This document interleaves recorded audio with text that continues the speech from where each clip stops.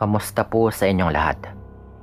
Tawagin na lang ninyo ako sa pangalang Carlo, taga-Antique, at nais ko lang magbahagi ng kwentong aswang sa inyo. Nangyari ito nang nasa edad pa lamang akong 15 anyo, samantalang si Mikoy naman na nakababata kong kapatid ay 8 taong gulang. Mahilig makipaglaro si Mikoy noon kasama yung kanyang kaedad, at dahil doon, madalas siyang pinapabantayan sa akin ng aming mga magulang. Kasama niya ako tuwing umaalis ng bahay, at habang nakikipaglaro nga siya, ay tumatambay rin ako kasama yung dalawa kong kaibigan na sina Herbert at Noel. Madalas rin po kaming inaabot ng gabi. Ngunit wala po kaming kinakatakot noon, gayong malapit lang yung aming bahay sa bahaging pinaglalaroan ng aking kapatid. Marami silang naglalaro noon, gayong may mga bata rin sa mga karatig baryo namin. Ang minsan ay pinupuntahan kami upang makipaglaro sa mga kabataan ng aming baryo. Isa nga sa mga kalaro ni Mikoy ay tawagin po nating Bibong. Taga-kabilang baryo po ito, at madalas na pumupunta sa aming baryo upang makipaglaro. Kasing edad lang din ni Bibong si Mikoy, kaya't isa nga ito sa pinakamalapit na kalaro ng aking kapatid. Ito rin yung kanyang madalas na kakampi sa kanilang mga nilalaro. Kapag kasama siya ni Mikoy, ay nadadagdagan yung saya ng kapatid ko sa kanilang paglalaro. Isang pagkakataon nga noon, habang abala sa paglalaro si Mikoy, pati yung iba niyang mga kasamahan, tumambay naman kami na aking mga kaibigan at nanonood lang sa mga ito. Nag-uusap rin kami noon tungkol sa mga bagay-bagay. Hanggang sa napunta nga yung usapan namin kay Bibong, na noon ay masayang nakikipaglaro. Dahil nagtanong si Noel kung sino nga ba yung pinakamalapit kay Mikoy sa mga kalaro niya, kaya tagaran ko namang sinabing si Bibong. Nakita ko pang nagulat si Noel sa aking sinabi, at maging si Herbert ay napatingin din. Hindi ko maintindihan yung dalawa kung bakit ganoon na lamang yung kanilang mga reaksyon. Kaya't napatanong na nga ako sa mga ito kung ano nga ba yung kanilang problema. Umiiling-iling na tumugon noon si Noel na ilayo ko raw si Mikoy kay Bibong dahil baka mapahamak raw ito. Nangunot nga yung aking noo dahil sa kanyang sinabi, at marahil ay napansin niyang nagtataka nga ako noon. Kaya't ipinagpatuloy niya ang kanyang pagwika. Ikinagulat ko nga noong sabihin ni Noel, ang haka-hakang may lahing aswang umano, yung mga pamilya ni Bibong. May narinig daw kasi silang kwento tungkol sa pamilya ng bata, na napag-alaman ko namang dayo lang din sa kabilang baryo. Dagdag pa ni Noel, kaya raw sa baryo namin pumupunta si Bibong upang makipaglaro, dahil walang mga batang nais makipaglaro sa kanya sa kanilang baryo, dahil takot daw yung mga ito sa kanya, lalo na sa kanyang mga magulang. Hindi ko alam kung ano nga bang sasabihin ko ng mga sandaling yon, kaya't nakinig na lamang ako sa pagkukwento ng aking mga kaibigan tungkol kay Bibong. Ayon naman kay Herbert, sabi raw ng kanyang ama, may nabalitaan daw siyang may nakakita raw sa bata na naglalakad ng mag-isa pauwi sa kanilang bahay. Pero sa gitna raw ng kanyang paglalakad, ay may 2 malalaking asong biglaang dumating upang sunduin yung batang yon. Kaya't posibleng yun daw yung kanyang mga magulang. Pinagsabihan pa nga ako nila noon na depende na rin sa akin kung maniniwala ba ako sa kanilang sinabi o hindi. Pero maigi raw na kahit papano ay meron akong alam tungkol sa batang si Bibong. Kagad naman nilang iniba noon yung usapan nang mapansin naming nakatingin sa aming direksyon sina Bibong at Mikoy. Dahil doon, hindi na rin ako umimik pa, at nagpatuloy na lamang sa pakikipagkwentuhan sina Noel at Herbert. Nakinig na lang ako sa kanila noon, dahil hanggang sa mga sandaling yon ay hindi mawala sa isipan ko ang sinabi nila tungkol kay Bibong. Nakaramdam din ako ng pagkabahala noon kung sakali mang totoo yung kanilang usapan, at baka kailangan ko ang ilayo yung kapatid ko kay Bibong. Hindi ko na muna pinagsabihan si Mikoy tungkol kay Bibong, bagkus ay simula nang sabihin yun ng aking mga kaibigan, nagsimula lang akong obserbahan yung bata. Yun nga lang, wala naman akong napapansin kay Bibong. Gayong tulad ng mga batang kanyang kaedad, normal naman po yung lahat sa kanya. Dahil doon, iniisip kong baka paninira lamang yung mga kwentong yon sa kanilang pamilya. Kaya't binaliwala ko na nga lang yon at hindi ko na pinagtuunan pa ng pansin. Mas naging malapit naman noon sina Mikoy at Bibong. At dahil doon, minsan ay naisipan kong tanungin yung aking kapatid kung saan nga ba nakatira si Bibong at kung sino nga ba yung sumusundo rito tuwing uuwi siya matapos nilang maglaro sa buong maghapon. Hindi naman nagdalawang isip noon yung kapatid ko. Natugunan yung aking mga tanong. At ayon pa rito, sabi raw sa kanya ni Bibong ay nasa gitna ng gubat nakatira yung kanyang pamilya. Dagdag pa ni Mikoy, minsan daw ay yung mga magulang nito yung sumusundo sa kanya at kung minsan naman ay yung kanyang kapatid. Sinabi rin daw sa kanya yon ng kanyang kaibigan. Nakinig pa nga ako sa kwento ng kapatid ko tungkol kay Bibong at nang tanungin ko si Mikoy kung minsan ba siyang niyaya nitong tumungo sa kanilang bahay ay agara namang napatango yung aking kapatid. Sa katunayan nga raw ay ilang ulit na pala siyang niyaya ni Bibong na pumunta sa bahay nito. Ngunit hindi pumapayag yung kapatid ko dahil takot siyang sumama rito at tumungo sa may gitna ng gubat. Isa pa raw ay ayaw naman ni Bibong na kasama ko kung sakaling pumunta nga siya. Kaya tuwing niyayaya raw siya nito, ganitong tinatanggihan. Minsan nga lang raw ay naiinis sa kanya si Bibong kapag tumatanggi siya, ngunit wala rin itong nagagawa dahil ayaw talaga ni Mikoy. Hindi ako makapaniwala sa mga sinabi noon ng kapatid ko. At dahil doon, mahigpit ko siyang pinagsabihan na wag sasama kay Bibong kahit na ano pang mangyari.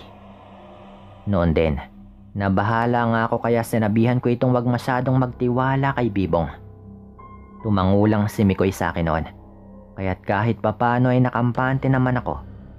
Nagagawin na aking kapatid yung aking mga bilin. Dahil sa nalaman kong yun kay Mikoy, kinutuban na rin ako ng hindi maganda kay Bibong.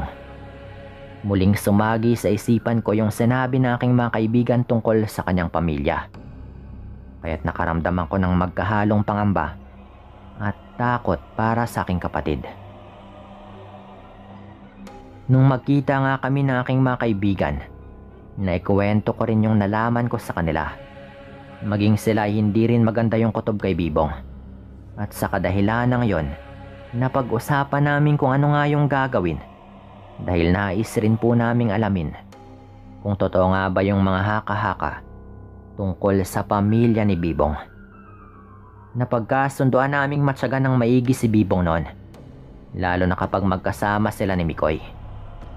Nang wala nga kaming mapansin talagang kakaiba sa bata, naisipan na lamang naming kumilos upang alamin kung aswang ba yung kanyang pamilya. Isang pagkakataon nga noon, madilim na rin yung paligid dahil mag-alas 6 na rin ang gabi. Naisipan kong patigilin na yung aking kapatid sa kanyang paglalaro dahil uuwi na rin kami. Nang makita ko ito, agaran ko itong nilapitan. Ngunit laking gulat ko nang makitang magkasama sila ni Bibong na animoy nagtatago pa sa madilim na parte ng kanilang pinaglalaroan. Kaagad kong nilapitan ito at nakita kong hawak nga ito ni Bibong na animoy hinihila upang dalhin kung saan. Kinuha ko naman yung pagkakahawak nito kay Mikoy at saka inilayo rin rito yung aking kapatid.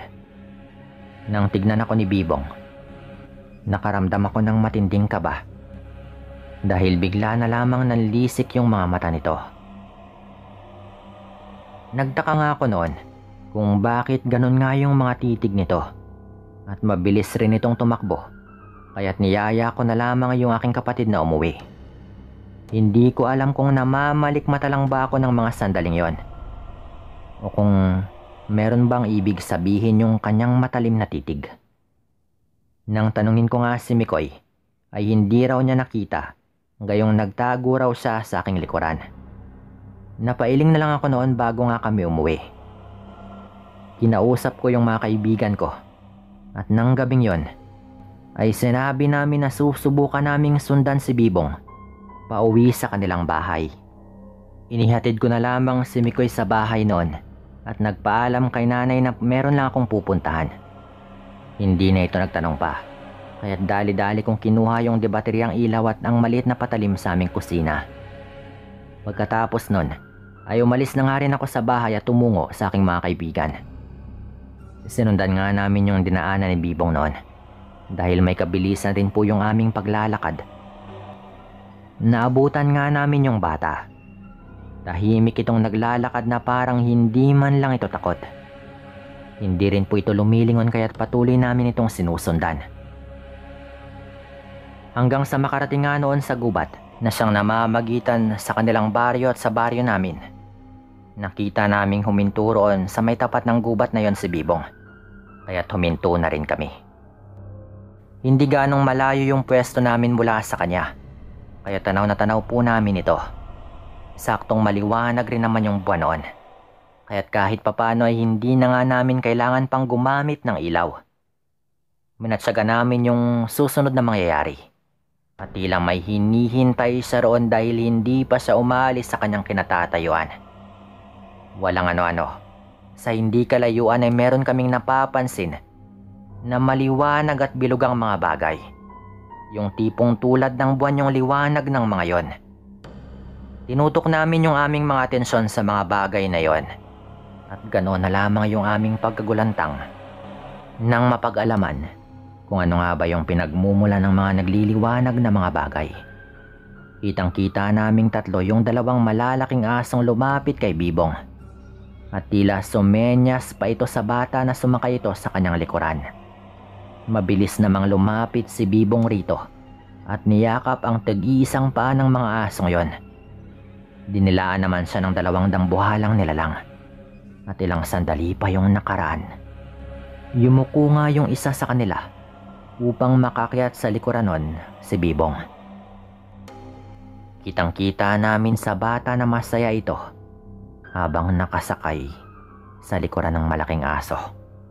Bago nga sila umalis at bumalik sa kanilang pinanggalingan, natigilan pa yung dalawang dambuhalang hayop at inaamoy-amoy pa yung hangin. Marahil ay ang amoy namin yung nalalanghap ng mga ito, kaya't biglang naging alerto ang dalawang malalaking aso. Napapaangil yung mga ito at nililibot pa yung paningin sa paligid. Kaya't grabe nga yung pagtatagong ginawa namin noon. Natuon naman yung paningin ng mga ito sa gawi kung saan kaming tatlo.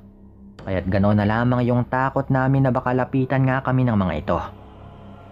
Di nga kami nagkamali nang humakbang yung mga ito patungo sa aming kinaroroonan. Pero bago pa man nila marating kung nasaan nga kami ng aking mga kaibigan, may biglang umalulong sa gubat, kaya't natigil yung mga ito. Umalulong rin yung dalawang malaking aso at napalingon sila sa isa pang malaking aso na kakarating pa lamang. Tinawag naman ni Bibong na tatay yung kakarating na nilalang, kaya't nagkatitigan kaming tatlo. At walang ano-ano, lumapit sa likuran ng asong yon si Bibong. Nauna namang pumasok sa gubat yung dalawang naunang aso. At naiwan nga si Bibong at yung hayop na tinawag nitong tatay. Sandali pa itong nagmamasid-masid sa paligid hanggang sa mabilis rin po itong tumakbo papasok sa gubat habang nakasakay sa kanyang likuran si Bibong. Sa kabutihang palad po noon ay nakabalik kami sa aming baryo at hindi kami makapaniwala noon sa aming nakita. Noon din ay kumbinsido na kaming hindi nga lang haka-hakang mga aswang yung pamilya ng batang si Bibong dahil totoong aswang yung mga ito. Batid rin naming alam ng mga nilalang na yon na naroroon kami ng gabing yon. Pero laking pasalamat namin dahil hindi na nga kami nila hinabol o sinundan. Nag-uwian naman kami noon at pagka-uwi sa bahay, pinagsabihan ko yung aking kapatid na wag nang lalapit pa kay Bibong. Nagulat nga rin ako noon dahil sabi nito ay hindi na siya makikipag-usap kay Bibong. Napatango na lang ako noon bilang tugon, ngunit hindi ko sinabi kung ano nga ba yung natuklasan naming yon. Kahit papano naman, ayaw ko ring makaramdam ng takot si Mikoy tuwing nakikita niya yung bata. Pero simula nga nun, naging paminsan-minsan na lang yung pagpunta ni Bibong sa aming baryo. Hanggang dumating yung araw na hindi na po ito nagpupunta sa baryo namin para makipaglaro. Sa hindi rin namin malamang dahilan. Sinubukan pa nga po naming bumisita sa kabilang baryo para magtanong-tanong. Pero nalaman namin na yung pamilya pala nila Bibong ay nilisan na rin yung kanilang lugar.